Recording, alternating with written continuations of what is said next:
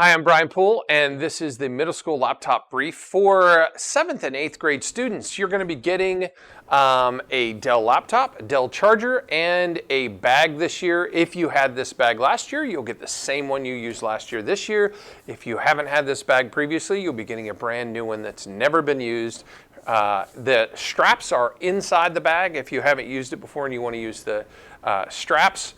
And the laptop bags are for laptops only, not for any of your other books, not for carrying around your papers. It's just for your laptop. You will be paying some school fees. They cover general maintenance, replacement batteries, and the initial purchase of your bag.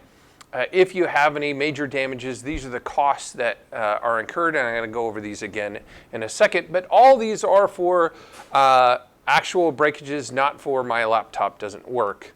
If you need to get any kind of repair, don't immediately assume you're going to get charged for it, because last year in the entire 5th through 12th grade, we had less than 30 charges from the entire district.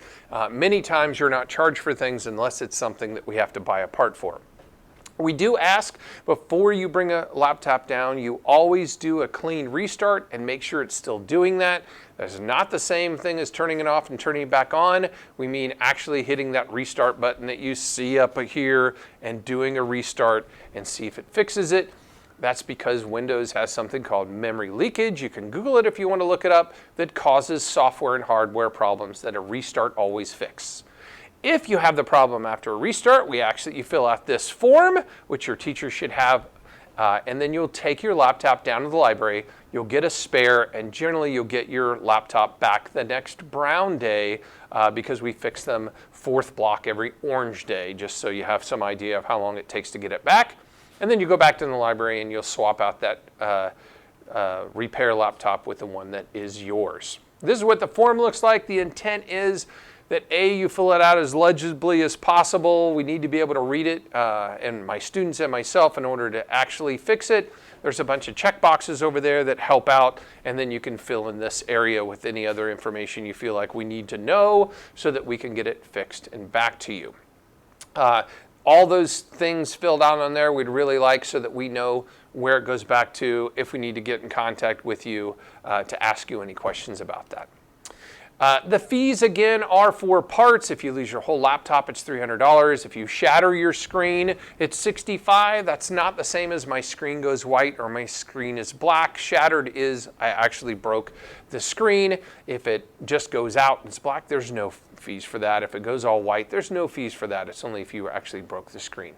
I'll show you a broken hinge here in a second if we have to replace the keyboard, and that's for multiple keys going bad. If one key falls off, we generally just replace the keyboard at no cost. Damaged palm rests are for gouging and scratching into the palm rest.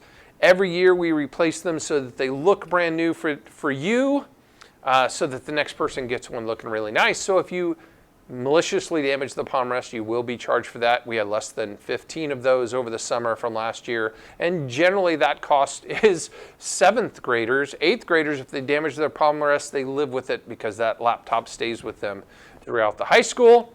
If you break your bezel, that's how much it is to replace it.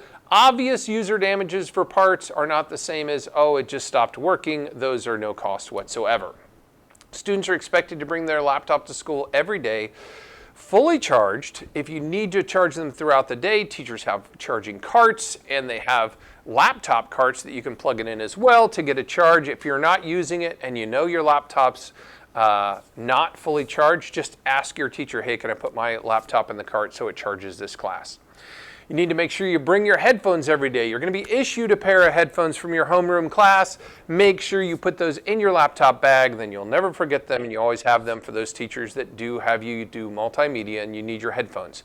That's a requirement every day. You're expected to keep your laptops in your bag anytime you're not using it. In the hallway, when you put them in your locker, anytime they're not in use, they should be in your bag.